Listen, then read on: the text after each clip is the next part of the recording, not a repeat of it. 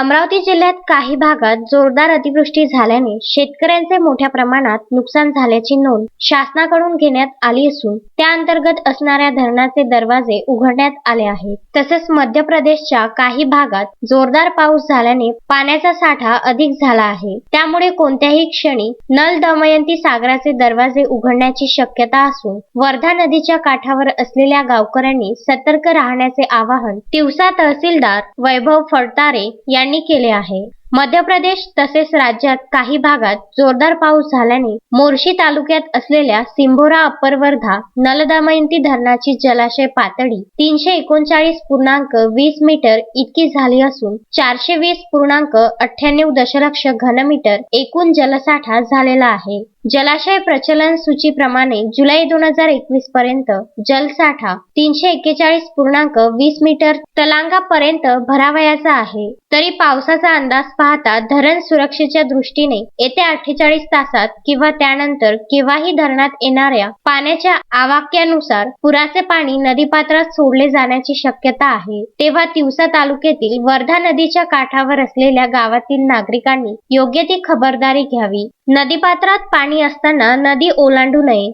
तसेच नदीच्या काठावर कपडे किंवा जनावरे धुण्याकरिता अथवा पोहायला जाऊ नये असे आवाहन तिवसा महसूल विभागाच्या वतीने करण्यात आले आहे. तसेच या संदर्भात मंडळ अधिकारी यांनी आपल्या स्तरावरून अधीनस्थ असलेल्या सरपंच, ग्रामसेवक, तलाठी, पोलीस पाटील यांना अवगत करून ग्रामपंचायत कोतवाल यांच्या मार्फत गावात मुनादी देऊन गावकऱ्यांना सतर्क राहण्याच्या सूचना द्याव्या असे तिवसा तहसीलचे तहसीलदार वैभव फडतारे यांनी प्रसिद्धी पत्रकाद्वारे कळविले आहे. रामचंद्र मुंदाने, विदर्भ न्यूज, तिवसा.